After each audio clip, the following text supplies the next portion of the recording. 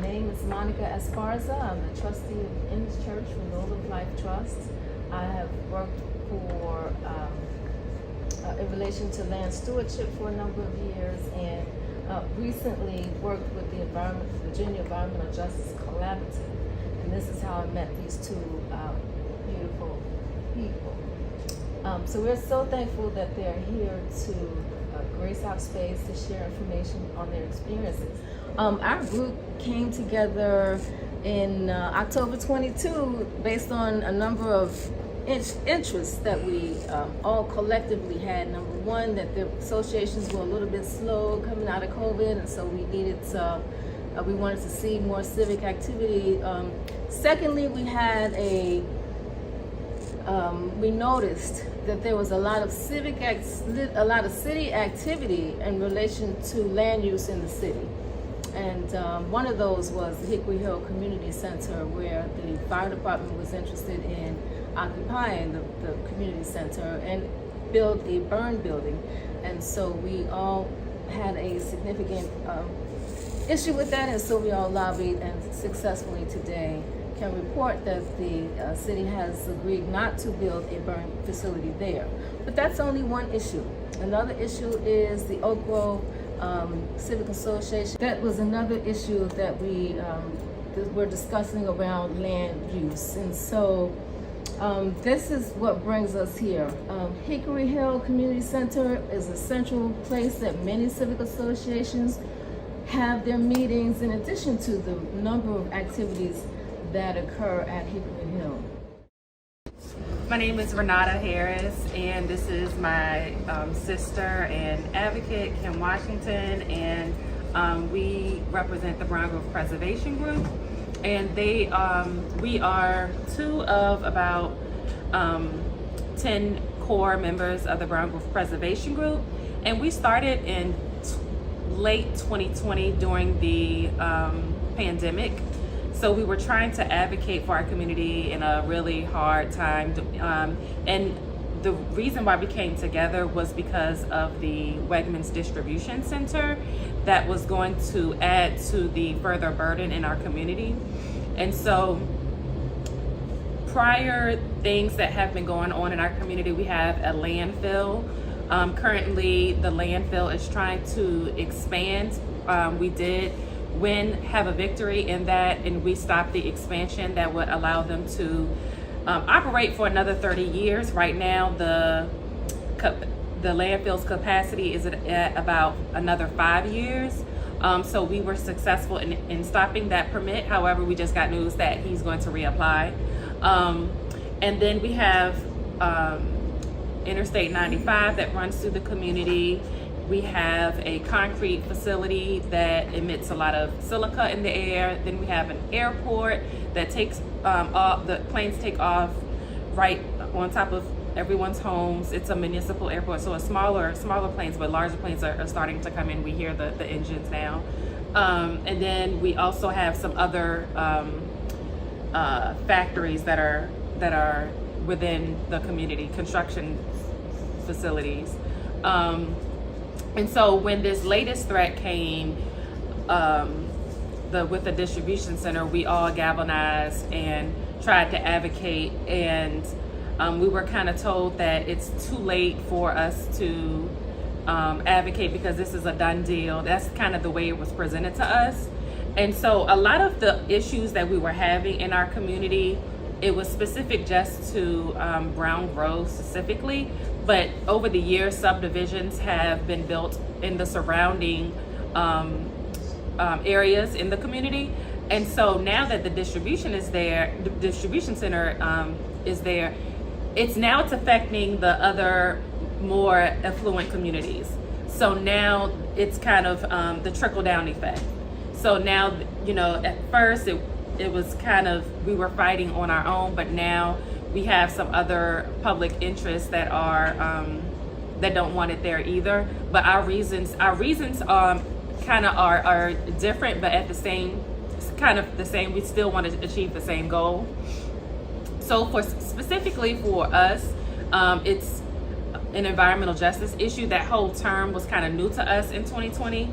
even though we were affected by it basically all my life, all her life, we didn't really have a term for it. And then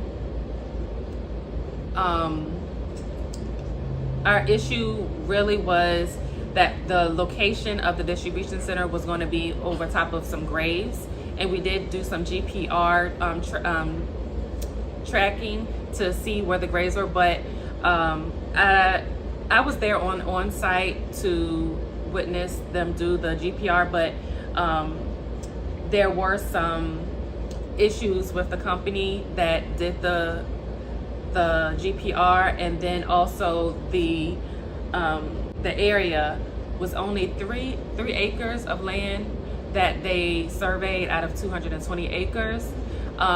So we think we could have missed the graves just by 100 feet.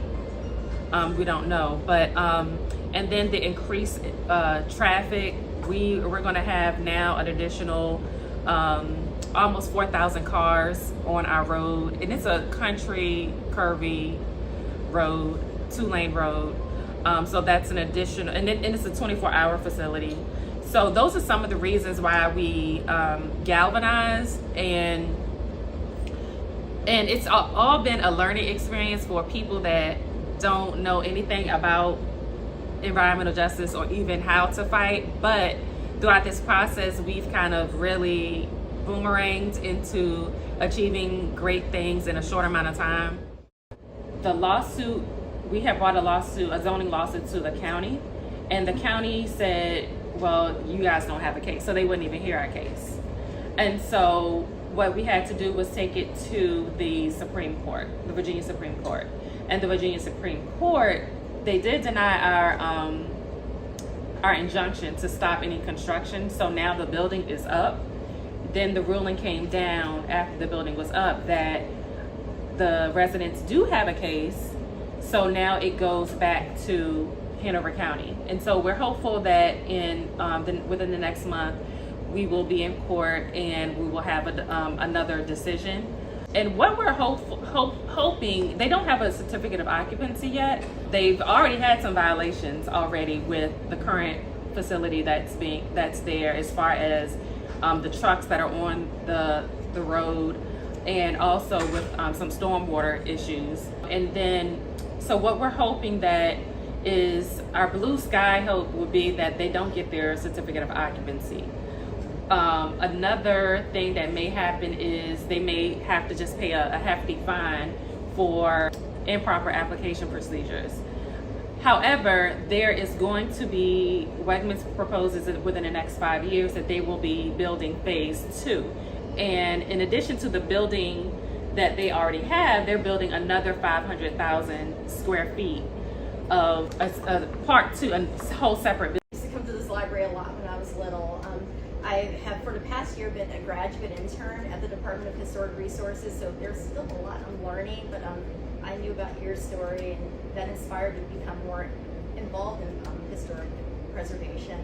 And as of Thursday of this week, I will be the new community outreach coordinator at DHR, and I will be charged or tasked with helping preservation efforts for African American communities across the state. So anything that I can do to help make the agency more responsive. Like, it's a big role, I'm excited, but yeah, anything that I can do to help make the agency more responsive to issues like this. I'm all ears and want to help out as much as possible. Okay, so Serene Wildlife Sanctuary is situated between Dearborn District. So at the end of Glennon Drive, you see woods, forest in the back. That's where the sanctuary begins, and it sits literally 100 feet from the beginning of Hickory Hill, where the land is, which is, the backyard pretty much of the community center. So it borders the district and the Hickory Hill Community Center. Kids run through it, cross the railroad track, and go into Hickory Hill. We did it as kids. It's a pretty interesting tract of land. It's about 4 1/4 acres, but it has a track, which is a permanent perennial stream, which is a tributary to Grindle Creek and the James River. So it is a wetland, and it is also part of the resource management area, or it's designated as a resource management area because it sits in the Chesapeake Bay watershed. Because of that, it is managed or defined as a streamside management zone. That means that any kind of disturbances that happen have to be coordinated by Department of Environmental Quality, U.S. Army Corps of Engineers, very specific, because obviously it impacts clean water, it impacts soil and the like. In addition to that, based on a Virginia Department of Forestry stewardship report, there are endangered state and federal species that are likely to exist on the track. And I did speak with a biologist, and even though it's likely to exist, you still need someone to be there and do sightings of those endangered species.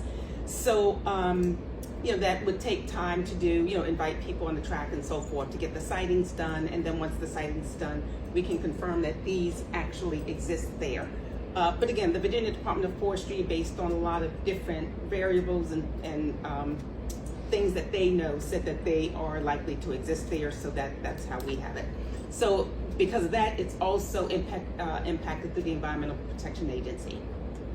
Our action was also to join the community and speak on site at all of the meetings. We did attend City Council, and afterwards did issue a legal environmental injunction or a complaint into the Richmond Circuit Court because of the impact of those activities on the area and the track itself, and the protections that were afforded to the sanctuary and the track.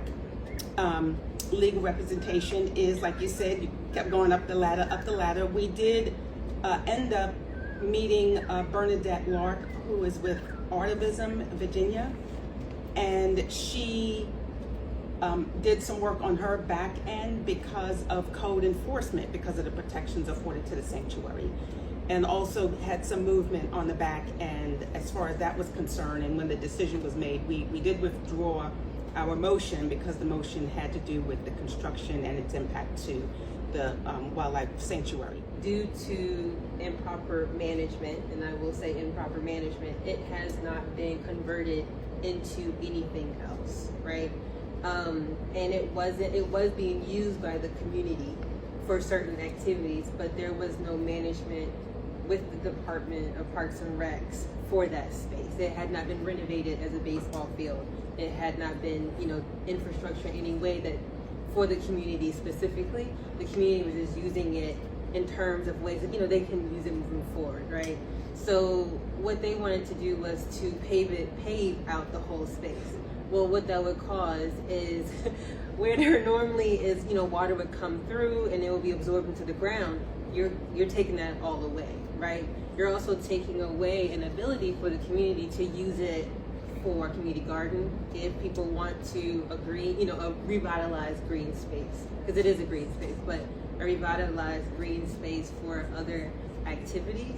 The other thing is that when all of that stuff is washed off, it's washing into the other ground and hitting into the stream that rolls, or that goes to the back of it, right? What we have, or we're going to try to do, is try to restore that stream itself, because there has been a lot of traffic and very little management. People have just thrown stuff, things over time have kind of clogged it up, and so the issue, what we're trying to do, the goal is to restore how that looks. And so having the burn facility there was going to hinder that. They did talk about a drainage area, but retention pond that is, I'm not going to speak anymore about that. But that's basically where we came and where our issues were with the facility itself. And like she has stated, they're not going to do it anymore, which is great. However, I have talked to people about trying to protect that space so that they cannot come back and say, 5 years later, oh, we want to do this, right? And how to connect with Parks and Rec to transform it into something for the community that they can use and add further value rather than whatever they. At the application for a 1-year extension, the Richmond Fire Chief asked for a 1-year extension on the, it's a $500,000 grant from the state that they want to get. And so since they missed the July 1st deadline to begin constructing the burn tower, they had to ask for a 1-year extension. And in the application, they said that it would be used by Fort Lee, not just Richmond, Fort Lee, Petersburg, Henrico, Hanover, and one other locality. I don't think it was Chesterfield. But anyway, there was another one. It might be New Kent. But that concerned me. Are those people now using Hickory Hill facilities for their training? That's the question I have, really. And do they intend to still be? Day, talking about how we're going to get the fire department out the building. We ain't really, we're talking about the burn tower, but as far as we're concerned, the burn tower's a done deal. So I mean, this is a victory lap time. I could run around this building a few times because I'm excited, because it was scary. It was really scary because we almost lost our building. Then we have a section that is it's for more so community programs, like nonprofits that provide services in the community, juvenile justice, and then a number of other services that you can name that people looking for a home, and where we find an elevated need in the community, we could bring those services to our community center where we can service the residents.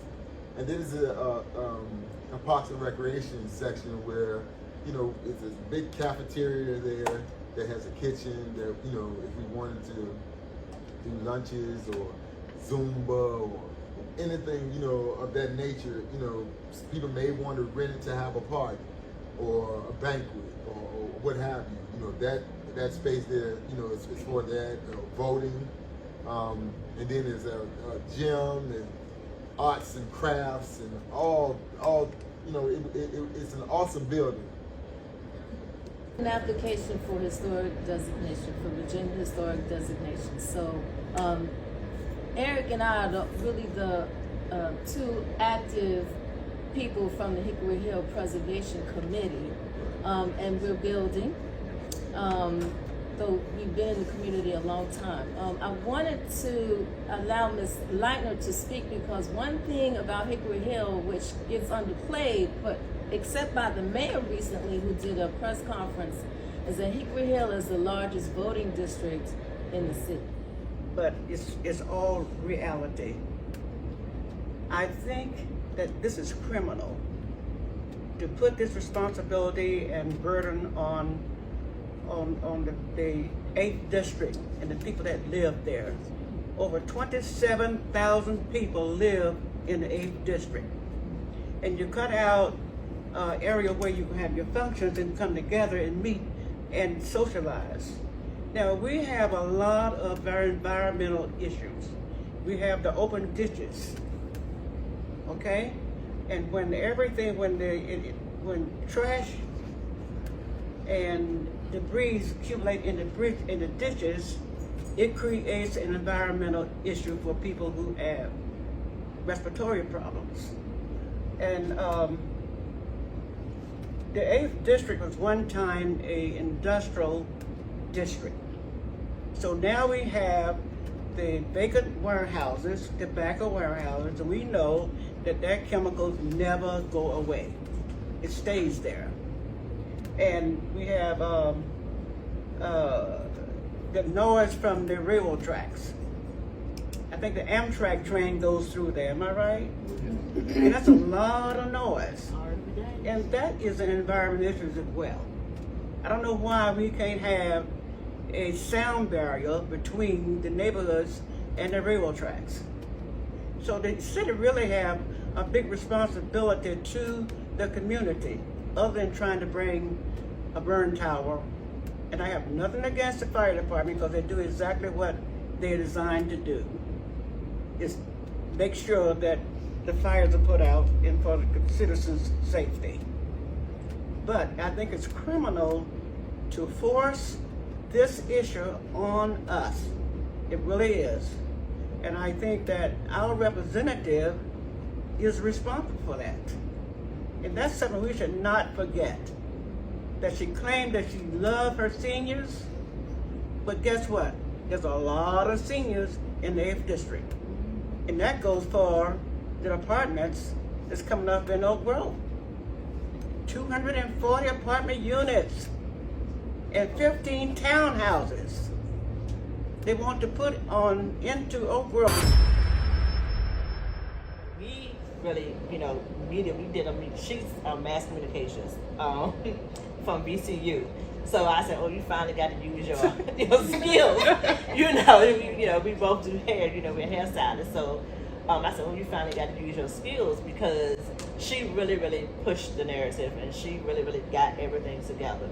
And we had also, one of our cousins that grew up with her, she is a writer.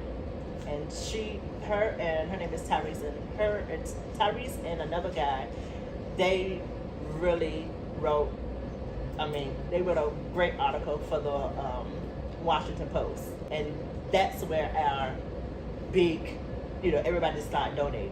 It was just, we had a lot of controversy from it, but everybody just started donating, because they understand, so just having if you know somebody that can start, you got to look for those people.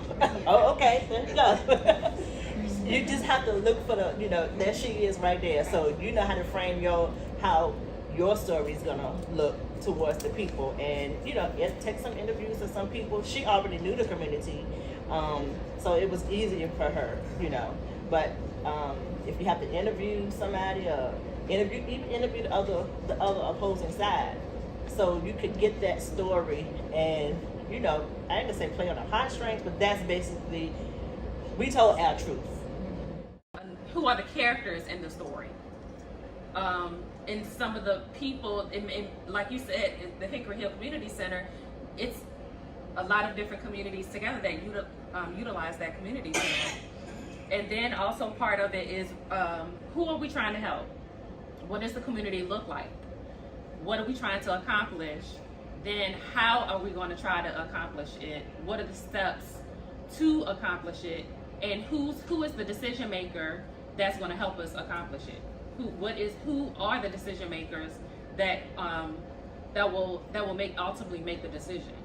And then also, like you said, the obstacles in trying to achieve that. And for us, our obstacles were trying not to be not in my backyard, because we didn't want to paint that narrative either, because it wasn't an issue of we just don't want it here. No, we had legitimate reasons why we did not want these things here. Then some of the other obstacles were the oppression of our own community, and our own community not wanting to speak up for themselves. And the reason behind that was because it had been years of them speaking up and nothing ever happened. So even when we went to some of the white people in our neighborhood and we knocked on their doors and we're like, this is the issue, they're like, they're going to do what they want to do anyway. So even them, There's always a few people, but the community at large needs to hear that. Like, how do you fight? Is it okay to fight? And like you said, what do you do when somebody tells you it's a done deal? Because I heard that a whole lot through this process. It's a done deal, leave it alone. Being that the building has already been built, after you found out you do have a leg to stand on, so what are they going to do with the building at this point? that's a question that I don't have an answer to. If, like I was saying, if say we were to win our lawsuit in the zoning challenge, then I suspect that they would have to pay a fine, and they would just have to reapply and do the permit correctly, or I can't see them tearing the building down. yeah, I can't see. That was my next question. I can't see them tearing the building down. It's just too much money that has been spent by, the company, and plus you know, going through the paperwork with Hanover County, I can't see them turning it down. However, in with the pipeline with Union Hill and Pine Grove, they did stop the pipeline, and so they, you know, you're supposed to have to repair things back to what it was before. But our biggest hope is that this will allow us to mitigate, stop actually, to not mitigate, but to stop the phase 2 of their project. You would recommend the attorney that you worked with, and if you're able to share fees. So for us, our lawyer, it was very difficult to find a lawyer. Very difficult. So his name is Brian Beniva. However, he's retired, and he's doing it as a favor to a colleague. And so, but as far as fees are concerned, we have Protect Hanover, which is the neighboring communities that are adjacent to Brown Grove, and they have a separate lawsuit that they've been paying out of pocket for. And then for the community itself, we have the Hanover County NAACP that is helping us with our legal funds. So, and it's low bono, and so I can't give the details about how much it costs, but it is a, you know, as far as fundraising, just sharing your story, getting the story out there will definitely help with, you know, fundraising. So many grants out there, and they're only going to give it to, a lot of times they only give it to, you know, an established 501c3. So that's, I would suggest if y'all wanted to collaborate and have one big get together and do that. That way you can get more grants. You don't have to get the grants going through someone else, you know. Yeah. Like a sub grant, yeah. Right, because in my experience, being a sub-grantee, we miss a lot of money. Right. Yeah, and also with the 501c3, like right now you have all of these EJ grants coming down from the Biden administration, and we just got our 501c3 in December of last year, and having, you know, a grant writer on your team, and a lot of the grants that are there to revitalize communities that have been damaged, or either for like it may be to even buy the land, you know, that is in question. And a lot of people wanted to donate to us. We did donate, but if you want those large donations, they want to be able to have it as a tax write-off. So being that we weren't a 501c3, we couldn't take those large donations. It's important for people to know how to fight and to learn how to fight and things like that. And then you, Kim, made the comment about the building itself, and you do not expect them to tear the building down. However, if it is an environmental injustice case and they did do something illegal, right, or something wrong, and you do win the case, I think you guys have within your right to request for the building to be taken down. Wegman's they're a huge company, and if they were at fault, they should be responsible for the fault that they did, and if that, you know, includes taking down the building, then that's what that should include or look like. I don't know if it's going to happen like you said, but I do think fighting for that as, you know, something that you can get in the future, I think you're well within your right to ask for it. Well, we're gonna ask. Yeah. If it comes in our favor, we're not gonna, you know, Yeah. that's the first ask. I mean, you know, of course, we're Yeah. gonna ask that. But we hopefully, you know, God willing, it will happen, you know. Because of fines, they will throw that fine and then try to find a way to use that Right. building, and then it's Well, even before this was there, I mean, Wegman's wanted the property, Motorola wanted the property, and people, the community, it was called back then, it was called Brown Grove Civic Association, and they put in proffers to prevent this from happening. What happened, I don't know. I don't know what happened with the proffers that they not. Those specific things, that's a more likely scenario. You know, the whole land is being disturbed already.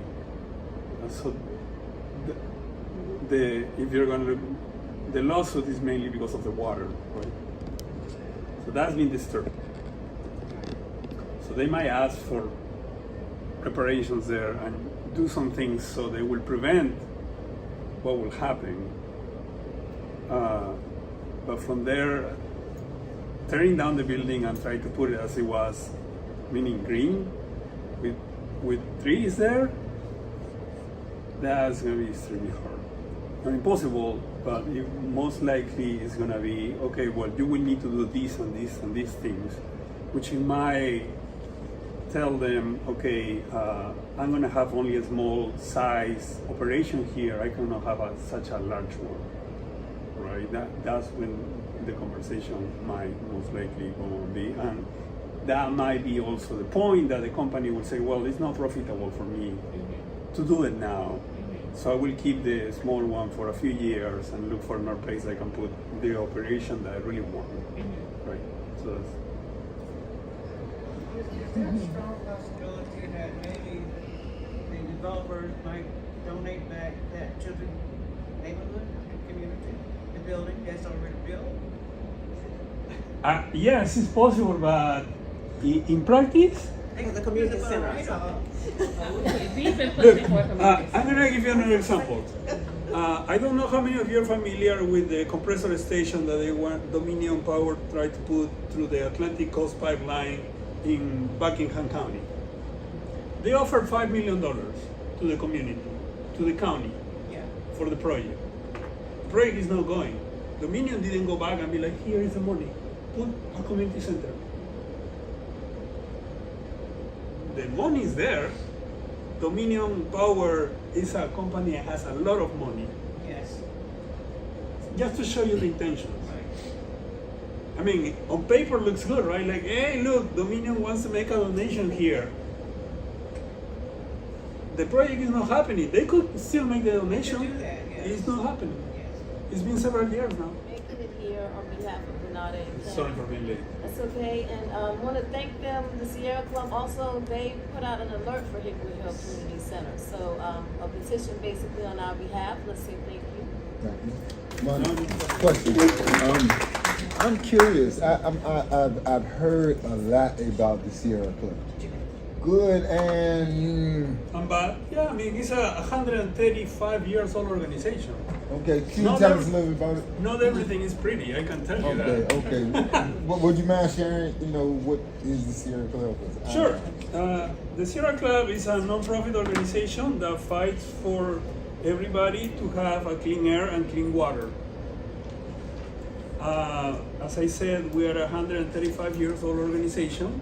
A lot of baggage, a lot of things that has been done wrong in 135 years. I work doing what is called environmental justice. So my work is to work with different groups, such as what you've been hearing today, right? And I support the community on whatever they are doing. I don't come and say, like, this is my project, would you like it? Are you with me? No. It's like, they reach out, it's like, we are fighting this, okay, let me see what are the options, and I provide some type of support, like logistically support, right? Like now for 5 years. So I've been working with a couple of groups over there fighting that. Before I go, I first want to give a round of applause also to the RVA Neighborhood Coalition that also had us on the petition and circulated stuff around the community. And everybody who had made significant impact and influence. Since 1968, the city has had an ordinance against incineration. You can't do any incineration, but the lumber yards had to stop incinerating their sawdust. Grocery stores had to stop using their incinerators to burn cardboard. So, you know, that in itself would put the burn tower in violation of not only city ordinance, but also federal law, because they were under federal mandate with the 1968 Clean Air Act.